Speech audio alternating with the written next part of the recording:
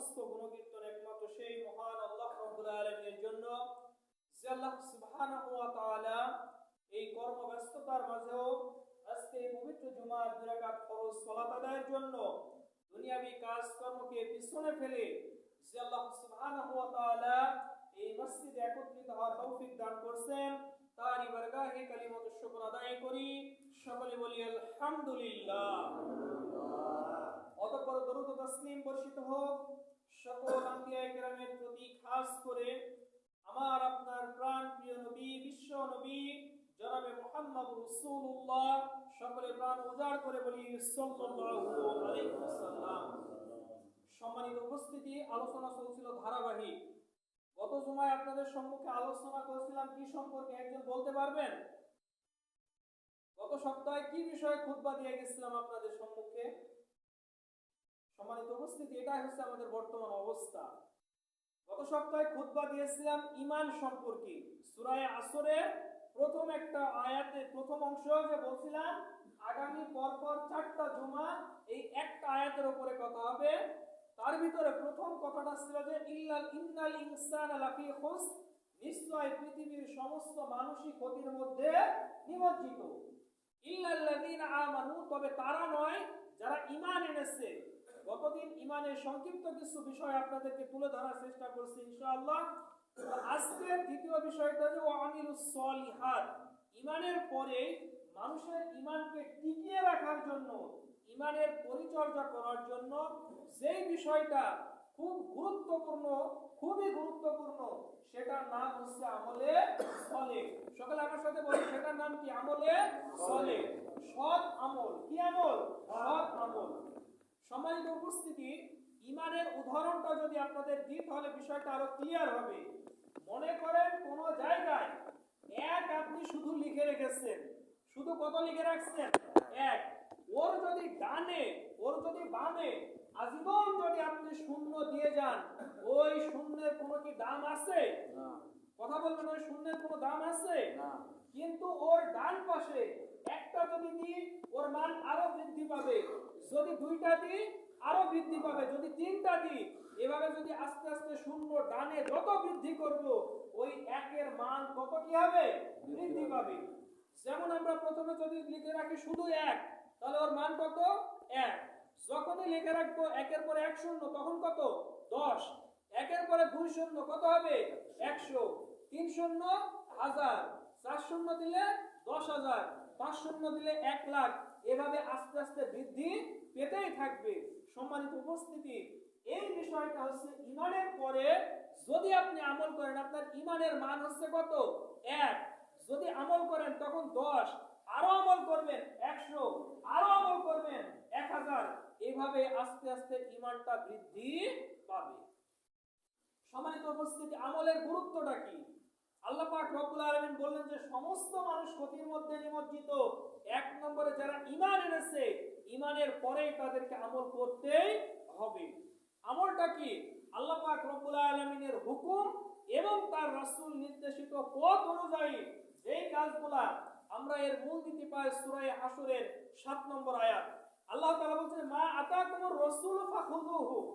একবারে একটা স্পষ্ট মূলনীতি যে মা আতাকুমুর রাসূল ফাখুযুহু, আমার রাসূল তোমাদেরকে যেটা দিয়েছে, ফাখুযুহু, তোমরা সেটা গ্রহণ করো।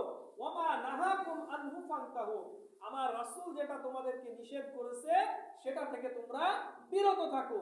এর নামই হচ্ছে তাকওয়া, এর নামই হচ্ছে আমলে সলেহ, এর নামই হচ্ছে সৎ আমল। রাসূল সাল্লাল্লাহু আলাইহি সাল্লাম কি বলছেন? যে তোমরা মিথ্যা কথা বলো না। আল্লাহ বলছে তোমরা মিথ্যা কথা বলো না। যদি আমি সত্য কথা বলি, এটাই হচ্ছে আমার সৎ আমল। মানুষের জীবনে আল্লাহ পাক রব্বুল আলামিন এই সৎ আমলের জন্যই মানুষের মৃত্যু এবং মানুষের জীবন আল্লাহ পাক রব্বুল আলামিন সৃষ্টি করেছে। সম্মানিত উপস্থিতি, সূরা মুলক 2 নম্বর আয়াত যদি আমরা খুলে দেখি, আল্লাহ তাআলা বলছেন যে আল্লাযী খলাকাল মাউতা ওয়াল হায়াতা, আল্লাযী, যিনি সৃষ্টি করেছেন, খলাকাল মাউতা, যিনি সৃষ্টি করেছেন মৃত্যু এবং মানুষের জীবন, খলাকাল মাউতা ওয়াল হায়াতা লিয়াবলুয়াকুম, তোমাদের পরীক্ষার জন্য। সম্মানিত উপস্থিতি, আমরা সবাই এই পরীক্ষার হলে আছি। মায়ের পেট থেকে যেদিন ভূমিষ্ঠ হয়েছি, ওই দিন থেকে আমার পর্যন্ত আমরা সবাই আছি পরীক্ষার হলে। কোথায় আছি? পরীক্ষার হলে।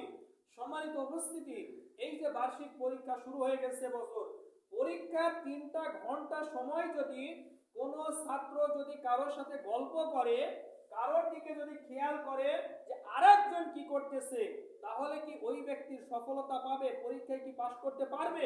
কখনোই পারবে না। তাই আল্লাহ বলছে যে আমি আল্লাহ পাক রব্বুল আলামিন মৃত্যু এবং জীবন এই দুইটাকে সৃষ্টি করেছি একমাত্র লিয়াবলুয়াকুম আইয়ুকুম আহসানু আমালা, তোমাদের ভিতরে কে উত্তম আমল করে এই দুনিয়াবী জীবন থেকে বিদায় নিতে পারে, আমি সেই জন্য জীবন এবং মৃত্যু দিয়েছি। সকল বলি সুবহানাল্লাহ। আল্লাহ পাক রব্বুল আলামিনের ধনভাণ্ডার থেকে পৃথিবীতে আদম আলাইহিস সালাম থেকে শুরু করে শেষ মানুষ যে ব্যক্তি এই দুনিয়াবী জীবনে আসবে, এই ব্যক্তি পর্যন্ত যত মানুষ আসবে পৃথিবীতে, যারা এসেছে, আছে এবং আসবে, এদের সকলকে যদি আল্লাহ সুবহানাহু ওয়া তাআলা মৃত্যু না দিয়ে একত্রিত করে যদি এই পৃথিবীতে রেখে দিতেন এবং তার ধনভাণ্ডার থেকে তারা যে খাদ্য গ্রহণ করত, আল্লাহর ধনভাণ্ডার থেকে এক ফোঁটা, যেমন সুয়ের আগায় যেমন যতটুকু পানি আসে এতটুকু আল্লাহর ধনভাণ্ডার থেকে কমতো না। সকল বলি সুবহানাল্লাহ। তাহলে আল্লাহ সুবহানাহু ওয়া তাআলা আমাদের এই জীবনটাকে পরীক্ষার জন্য এই দুনিয়াবী জীবনে ছেড়ে দিয়েছেন। আল্লাহ তাআলা দুইটা পথ দেখিয়ে দিয়েছেন, ইন্না হাদাইনাহুস সাবিলা ইম্মা শাকিরা ওয়া ইম্মা কাফুরা। এই দুনিয়াবী জীবনে মানুষকে দুইটা পথ দেখিয়ে দিয়েছে, হয় সে আল্লাহর শুকরিয়া আদায় করবে, নয়তো দুনিয়াবী জীবনে আল্লাহ কুফরি করবে। সম্মানিত উপস্থিতি, আমলে সলের গুরুত্বটা কি? আমরা এই পৃথিবীতে যে আল্লাহ সুবহানাহু ওয়া তাআলা আমাদেরকে সৃষ্টি করেছেন, আমরা কি সেই আল্লাহকে কখনো দেখেছি? না দেখে সেই আল্লাহ পাক রব্বুল আলামিনের প্রতি বিশ্বাস স্থাপন করে, সেই আল্লাহ সুবহানাহু ওয়া তাআলাকে ভয় করে তার আনুগত্যের জন্য আজকে এই মসজিদে আমরা সবাই এসেছি। কিন্তু আমার আপনার মনের ভিতরে কি এই বাসনা আসে যে আল্লাহ সুবহানাহু ওয়া তাআলাকে আমরা দেখব? এই আশা কি আমাদের মনের ভিতরে আছে? এই আশা যদি থাকে, আজকে তেলাওয়াতকৃত আয়াতে আল্লাহ সুবহানাহু ওয়া তাআলা একই কথা বলছেন যে ফামান কানা, তোমাদের মধ্যে কোন ব্যক্তি ইয়ারজু, যে ব্যক্তি আশা করে লিকা রাব্বি, তার রবের সাথে সাক্ষাৎ করার জন্য। কার সাথে? আল্লাহর সাথে সাক্ষাৎ করার জন্য যদি কোন ব্যক্তি কামনা করে, ইয়ারজু লিকা রাব্বি ফালইয়ামাল, সেজন্য আমল করে, ফালইয়ামাল, সেজন্য আমল করে, আমালান সালিহান, সৎ আমল করে। সম্মানিত উপস্থিতি, সৎ আমল কোনটা আগেই আপনাদের বললাম। আল্লাহ সুবহানাহু ওয়া তাআলা যেই বিষয়টা আমাদের নির্দেশ করেছেন এই কাজটা পুঙ্খানুপুঙ্খরূপে করা, এবং যেটা তিনি নিষেধ করেছেন ওটা থেকে বিরত থাকার নামই হচ্ছে এটাই সৎ আমল। সম্মানিত উপস্থিতি, ফালইয়ামাল, সেজন্য আমল করে, আমালান সালিহান, সৎ আমল। সৎ আমল মানে কি? বদ আমলও তাহলে আছে পৃথিবীতে। আল্লাহ সুবহানাহু ওয়া তাআলা ব্যতীত প্রত্যেকটা জিনিসের কি একটা বিপরীত আছে, যেটা আমরা খেয়াল করে দেখি যে আমল, সৎ আমল যেমন আছে, বদ আমলও তেমন আছে। আমরা প্রতি জুমায় খুতবা দিয়ে থাকি, খুতবার শুরুতে একটা কথা বলে থাকি, ওয়া মিন সাইয়্যাতি আমালিনা। ইমাম সাহেব, বক্তা সাহেব যেখানেই যিনি আলোচনা করেন এই কথাটা বলে থাকে, ওয়া মিন সাইয়্যাতি আমালিনা, আল্লাহ তোমার কাছে মন্দ কাজ থেকে, মন্দ আমল থেকে তোমার কাছে আমরা পানাহ চাই। তার মানে আমাদের সৎ আমল যদি খুঁজতে হয়, সৎ আমল যদি দেখতে হয়, কোরআন এবং হাদিসের কাছে আমাদেরকে ফিরে আসতেই হবে। ফালইয়ামাল আমালান সালিহান ওয়ালা ইউশরিক বিইবাদাতি রাব্বিহি আহাদা, সে যেন তার রবের সাথে অন্য কাউকে এই ইবাদতে, অন্য কাউকে যেন শরীক না করে। যে বিষয়টা আপনার আসছে যে নিয়তের বিষয়টা, মানুষ আল্লাহর ইবাদত করবে যদি একনিষ্ঠভাবে আল্লাহ সুবহানাহু ওয়া তাআলার কাছে, আমার আপনার জীবনের 2 রাকাত সালাত যদি আল্লাহর নিকটে কবুল হয়ে যায়, এই 2 রাকাত সালাতই আমার আপনার নাজাতের জন্য যথেষ্ট হয়ে যাবে। সকলে বলি সুবহানাল্লাহ। এখন আপনি আমাকে প্রশ্ন করবেন, হুজুর বা ইমাম সাহেব, আমার ওই ছোটবেলা থেকে এই জীবদ্দশায় কত হাজার রাকাত নামাজ পড়েছি, কই এতদিন তো আপনি হাদিস বলেননি যে 2 রাকাত কবুল হলে আল্লাহ মাফ করে দিবে। সম্মানিত উপস্থিতি, আমার আপনার সালাতের কত ত্রুটি থেকে যায়, আমরা ওটা গুরুত্বের সাথে দেখি নাই। যেমন আজকে জুমার সালাতে আসছি, সকলেই তো আলহামদুলিল্লাহ গোসল করে আসছি কিনা? এই গোসল করার শুরুতে গোসলের ফরজ কয়টা আমরা এটা অনেকেই জানি না। কারণ নামাজ হচ্ছে ইবাদত কবুলের পূর্ব শর্ত হচ্ছে আপনার কি? পবিত্রতা অর্জন। পবিত্রতা অর্জন শুরু হয়ে থাকে একজন মানুষের গোসলের মাধ্যমে। তাহলে গোসল যখন করতে হবে, গোসলেরও পদ্ধতি রাসূল সাল্লাল্লাহু আলাইহি সাল্লাম দেখিয়ে গেছেন কিনা আমাদেরকে, সেই বিষয়গুলো তিনি হাদিসের মাধ্যমে আমাদের শিক্ষা দিয়েছেন কিনা। তাহলে গোসলের ফরজ হচ্ছে কয়টা? তিনটা। এই তিনটা গোসলের ফরজ আমরা আজকে গোসল করার সময় কয়জন ব্যক্তি আদায় করেছি? সম্মানিত উপস্থিতি, কয়জন ব্যক্তি আদায় করেছি? গোসল একটা হচ্ছে যে সুন্নাত গোসল, আজকে জুমার দিনে সুন্নাত গোসল আমরা করে আসছি। আমার আপনার জীবনে যে ফরজ গোসলগুলা, এই গোসলগুলাও আমরা ঠিকমতো কয়জন ব্যক্তি জানি যে ঠিকভাবে ফরজ গোসলটা আমাদেরকে করতে হবে বা কি কোন নিয়মে করতে হবে? আমাকে কোনোদিন কোনো ব্যক্তি জিজ্ঞাসা করেননি। তার মানে আপনার গোসলের যে ত্রুটিগুলো আছে, এই গোসলের পরে আপনার ওযুর ত্রুটি আছে। ওযুর ত্রুটিটা কেমন? ওযু এমন অমনোযোগী ভাবে করছেন, ওযুতে আপনার মনোযোগ নাই। ওযুর শুরুতে যদি বিসমিল্লাহ না বলেন আপনার ওযু হবে না। হাদিস আবু দাউদ শরীফে। ওযুর শুরুতে যদি বিসমিল্লাহ না বলেন আপনার ওযু হবে না। যদি ওযু না হয় তারপরে স্টেপ কি? সালাত। তাহলে সালাত তো আপনার হচ্ছে না। এই জন্য তো বলা হচ্ছে যে ইন্না সালাতা তানহা আনিল ফাহশাই ওয়াল মুনকার, নিশ্চয় নামাজ অন্যায় অশ্লীল বেহায়াপনা কাজ থেকে বিরত রাখছে।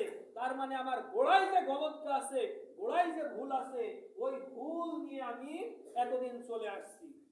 আমি আজকে ওযু করছি, ওযু করার পরে যদি একটু খেয়াল করে দেখি আমার হাতের এই কনুইটা, বিশেষ করে মানুষের সব থেকে বেশিরভাগ এই কনুইটা ভিজে না। দ্বিতীয়ত আরেকটা কথা, আপনারা যারা ওযু করবেন একটা কথা বলে দিই, আসলে প্রসঙ্গক্রমে আসছে তাই। ওযু করার পরে আলহামদুলিল্লাহ যাদের মুখে দাড়ি আছে, এই মুখে পানি নেওয়ার পরে এই পানি একচুল্লি নিয়ে নিচে এই দাড়ির অংশটাকে ভিজাতে হবে। দ্বিতীয়ত আরেকটা কথা, গোসল ওযু করার পরে সামান্য কিছু পানি নিয়ে লজ্জাস্থান বরাবর ছিটিয়ে দিবেন। সম্মানিত উপস্থিতি, আমরা দুনিয়াবী জীবনে ছেলেমেয়েদেরকে যত প্রকার ইংরেজি গ্রামার, বাংলা গ্রামার যত বই কিনে দিয়েছি, আজ পর্যন্ত কোনো পিতা তার সন্তানকে একটা সালাত শিক্ষার, একটা গোসল শিক্ষার, একটা ওযু শিক্ষার বই আমরা মুসলমান আজকে কিনে দিই নাই। আপনাকে কেন বললাম? আল্লাহর কাছে যদি 2 রাকাত সালাত যদি কবুল হয়ে যায়, আল্লাহ আপনার ওই 2 রাকাত সালাতই আপনার নাজাতের জন্য ওসিলা হয়ে যাবে। সকলে সুবহানাল্লাহ। এবার আসেন, মসজিদে আসছেন সালাত আদায় করতে, আলহামদুলিল্লাহ। মসজিদে ঢুকবেন কোন পা দিয়ে, কোন দোয়া পড়ে ঢুকবেন? আপনি এখানে আসার পরে আপনি কি সরাসরি বসে পড়বেন নাকি 2 রাকাত সালাত আদায় করে বসবেন? এখানে আসছেন, সালাতে আপনার চোখ কোন দিকে থাকবে? আপনার সালাতের নিয়তটা এই মুসল্লিদেরকে, আমাকে, ইমাম সাহেবকে, এই মহল্লার মানুষকে সন্তুষ্টির জন্য নাকি আল্লাহ সুবহানাহু ওয়া তাআলাকে সন্তুষ্টির জন্য? আমি আপনি কোনোদিন কি এটা ভেবে দেখেছি আল্লাহর দরবারে যে সালাতটা কবুল হবে, এই সালাতটা কবুল হবে কিভাবে? আমরা কোনোদিন খেয়াল করে দেখি নাই। সম্মানিত উপস্থিতি, এখানে আসছে সালাত আদায়ে দাঁড়িয়ে ডানে তাকাই, বামে তাকাই, কোন দিকে কিভাবে তাকাই এটা আমাদের খেয়াল থাকে না। আল্লাহ সুবহানাহু ওয়া তাআলা পবিত্র কোরআনুল কারীমের ভিতরে সালাত আদায়কারী ব্যক্তিকে 3 শ্রেণীতে ভাগ করেছেন। কয় শ্রেণীতে? 3 শ্রেণীতে। এই যে সালাতটা আমরা আদায় করছি, আল্লাহ সুবহানাহু ওয়া তাআলা তিনি নিজেই বলেন ওয়া ইন্নাহা লাকাবীরাতুন ইল্লা আলাল খাশিইন। এই সালাতটা হচ্ছে খুব কঠিন একটা ইবাদত, খুব কঠিন একটা ইবাদত। ইল্লা আলাল খাশিইন, যারা বিনয়ীভাবে যারা আদায় করে না তারা ব্যর্থ, এটা তাদের জন্য একটা কঠিন ইবাদত। সম্মানিত উপস্থিতি, এমন এক ইবাদত, এর পূর্বে গোসল করতে হবে যদি অপবিত্র থাকি, ওযু করতে হবে, আবার ফজরের সময় উঠতে হবে, 5টা টাইম নির্দিষ্ট মতো আসতে হবে। এই যে আল্লাহ সুবহানাহু ওয়া তাআলা বললেন, এটা একটা কঠিন কাজ, যারা বিনয়ী নম্র তাদের ব্যতীত। আবার এই সালাত আদায়কারীর জন্যই আল্লাহ সুবহানাহু ওয়া তাআলা জাহান্নাম ব্যবস্থা করে রেখেছেন। কাদের জন্য? ফাওয়াইলুল লিল মুসাল্লিন আল্লাযীনা হুম আন সালাতিহিম সাহুন, যারা নিজেদের নামাজে উদাসীন, বেখবর। আপনি সালাতে দাঁড়িয়ে কখন দাড়ি চুলকাচ্ছেন, কখন ঘাড় চুলকাচ্ছেন, কখন কোন দিকে কি করতেছেন, সালাতে আপনার পূর্ণ মনোযোগ নাই। আরেক শ্রেণীর কথা আল্লাহ তাআলা বলছেন, ওয়াইলা কামু ইলা সালাতি কামু কুসালা, যখন তারা সালাতে দাঁড়ায় তখন তারা হেলে দুলে অলসতার ভান নিয়ে এই সালাতে দাঁড়ায়। তিন শ্রেণীর সালাতের কথা আল্লাহ তাআলা বলছেন, আল্লাযীনা হুম ফি সালাতিহিম খাশিউন, পূর্ণ ভয় নিয়ে যদি আপনি সালাত আদায় করতে দাঁড়ান তাহলে আল্লাহ সুবহানাহু ওয়া তাআলা এই সালাতের মাধ্যমে আপনাকে পরিবর্তন করে দিবেন। সকল বলে সুবহানাল্লাহ।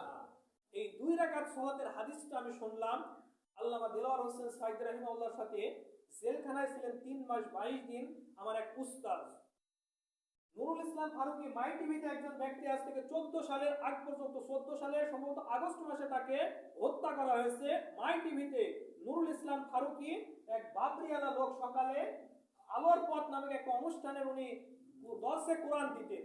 তো এই হত্যা মামলাতে আমার উস্তাদকে ধরছিলেন। তো আল্লামা দেলোয়ার হোসেন সাইদি রাহিমাহুল্লাহ উনি আমার ওই উস্তাদকে বলছিলেন যে বাবা আমার জন্য দোয়া করো, আল্লাহ যেন আমার জীবনে 2 রাকাত সালাত কবুল করে। তো উস্তাদজি তখন এই হাদিস পড়ে গেছেন, কিন্তু এর মার্জাটা তিনি, এর মর্তবাটা তিনি বুঝতে পারেননি। বললেন, উস্তাদজি আপনি তো বড় আলেম মানুষ, আমাকে এই বিষয়টা আপনি একটু বুঝিয়ে দিন। তো তখন বলছিল যে কথাটা আপনাদেরকে বললাম এখন, যে একজন মানুষের জীবনে সালাত আদায় করে তার প্রাথমিক ধাপ থেকে, প্রথম ধাপ থেকে সালাম ফেরানো পর্যন্ত কখনো সে কোনোদিন ভেবে দেখে নাই। আমি এই বিষয়টা ভেবে দেখছিলাম। বর্তমান সময়ে তরুণ প্রজন্মের জন্য একজন লেখক আইডল, খুব মোটিভেশনাল বই লিখেন, আরিফ আজাদের একটা বই আছে বেলা ফুরাবার আগে। এই বইয়ের ভিতরে একটা আর্টিকেল তিনি লিখছেন যে একজন মানুষের সালাতের জন্য কতটা প্রস্তুতি গ্রহণ করতে হবে, সালাতের পূর্ণাঙ্গ ভাবে কোন ওযু কাল কিয়ামতের ময়দানে আমার এই নূর চমকাবে, আমার এই অঙ্গ প্রত্যঙ্গে নূর চমকাবে, আর এই নূরের মাধ্যমে আল্লাহ সুবহানাহু ওয়া তাআলা তার নবীকে চিনিয়ে দিবেন যে এই ছিল তোমার দুনিয়াতে উম্মত। আমি আপনাকে এই বিষয়গুলো একটু খেয়াল করে দেখেছি। সম্মানিত উপস্থিতি, আলোচনার বিষয় ছিল আমলে সলে, আমলে সলের গুরুত্ব এবং এর প্রয়োজনীয়তা, এবং এটা কবুলের শর্ত যদি দেখতে হয় আমাকে আপনাকে আগে প্রথমের দিকে ফিরে আসতে হবে। সম্মানিত উপস্থিতি, এরপরে সালাত যে আদায় করতেছি, আমলে সলে যে করছি, যদি আমার আপনার খাদ্যটা যদি হারাম হয়, ওই খাদ্যকে যদি ইবাদত করি, এই ইবাদত আল্লাহর দরবারে কবুল হবে না। সম্মানিত উপস্থিতি, আমরা হাদিস বলে থাকি বা আপনারা অনেক সময় পড়ে আসছেন যে 3 শ্রেণীর ব্যক্তির দোয়া আল্লাহ সুবহানাহু ওয়া তাআলা ফিরিয়ে দেন না। কয় শ্রেণীর ব্যক্তি? 3 শ্রেণীর ব্যক্তি। তার মধ্যে অন্যতম একজন ব্যক্তি আছে মুসাফির ব্যক্তি, যে সফর করে। এই সফররত অবস্থায় যদি কোনো ব্যক্তি আল্লাহ সুবহানাহু ওয়া তাআলার কাছে দোয়া করে, আল্লাহ তাআলা এই দোয়া ফিরিয়ে দেন না। সকলে বলি সুবহানাল্লাহ। একদা এক সফরে এক সাহাবী একজন ব্যক্তি গেছে, তো যাওয়ার পর ইয়া রব দুহাত তুলে ইয়া রব, হে আমার প্রভু, হে আমার প্রভু, হে আমার পালনকর্তা, এইভাবে দোয়া করতেছে। আল্লাহ নবী সাল্লাল্লাহু আলাইহি ওয়াসাল্লাম দূর থেকে বলছেন কিভাবে তার দোয়া কবুল হবে। ও মাতামু হারামুন, তার খাদ্য, যে খাদ্য খেয়ে ইবাদত করছে এই খাদ্যটাও হারাম। ওয়া মালবাসু হারামুন, যে দেহটা, যে কাপড়টা পরে ইবাদত করতেছে, যে কাপড়টা পরে সে আল্লাহকে ডাকছে, এই কাপড়টাও হারাম। ওয়া মাতামু হারামুন ওয়া মালবাসু হারামুন ওয়া মাশরাবু হারামুন, সে যে পানিটা পান করছে এই পানিটাও হারাম পানি। সম্মানিত উপস্থিতি, আমি আপনি বলবো যে পানি কিভাবে হারাম হয়। অবৈধ টাকায় দিয়ে, অবৈধ পন্থায় যদি উপার্জন করে ওই টাকা দিয়ে যদি টিউবওয়েল বসিয়ে যদি আপনি পানি খান, ওই পানি হারাম। যদিও পানি হালাল, কিন্তু আপনার মাধ্যম হওয়ার কারণে এই পানিও আপনার জন্য হারাম হয়ে গেছে। সম্মানিত উপস্থিতি, আমলে সলে আল্লাহ তাআলা যে বললেন যে আমার সাথে সাক্ষাৎ যে ব্যক্তি কামনা করে সেজন্য আমলে সলেহ করে। আমলে সলেহ করার পূর্ব শর্ত হচ্ছে আমার আপনার হালাল রিজিক। সম্মানিত উপস্থিতি, আল্লাহ পাক রব্বুল আলামিনের কাছে সবাই আমরা জান্নাতে যেতে চাই, চাই কি না? সবাই আমরা জান্নাতে যেতে চাই। আল্লাহ আমাদের কবুল করুন, সকল বলি আমিন। সম্মানিত উপস্থিতি, ওই দেহ জান্নাতে প্রবেশ করবে না। আল্লাহ নবী সাল্লাল্লাহু আলাইহি ওয়াসাল্লাম বলেন লা ইয়াদখুলুল জান্নাতা গুযিয়া বিল হারাম, ওই জাসাদুন গুযিয়া বিল হারাম, ওই দেহ কখনো জান্নাতে প্রবেশ করবে না সেই দেহ হারাম খাদ্য দ্বারা গঠিত। সম্মানিত উপস্থিতি, এই জন্য আল্লাহ সুবহানাহু ওয়া তাআলা পবিত্র কোরআন কারীমের ভিতরে বলেন ফালইয়ানজুরিল ইনসানু ইলা তাআমিহি, মানুষ যেন তাকিয়ে দেখে মানুষ তাকিয়ে দেখে যেন তার খাদ্যের দিকে। এই আয়াতের তাফসীর করতে গিয়ে রাজশাহী ইউনিভার্সিটির একজন জনৈক প্রফেসর তিনি লম্বা আলোচনা করেছেন। যেমন ভাবে বললাম আপনার ওযু গোসল থেকে শুরু করে সালাতের সালাম ফেরানো পর্যন্ত এই সালাত কবুলের পূর্ণাঙ্গ একটা প্রস্তুতি। আমার আপনার এই যে বর্তমান যে চাষাবাদ করে যে নবান্ন আমরা ধান তুলতেছি বাড়িতে, এই ধানের দিকে আল্লাহ সুবহানাহু ওয়া তাআলা তাকিয়ে দেখতে বলছেন, তুমি যে একটা ধান থেকে চারা দিয়ে একটা ধান থেকে কয়টা শীষ হয়েছে? 7টা। কুরআনুল কারীমের ভাষায় প্রত্যেকটা শীষে 100 করে দানা আছে। একটা ধান থেকে আল্লাহ সুবহানাহু ওয়া তাআলা 700টা দানা দিয়েছেন। বলেন সুবহানাল্লাহ।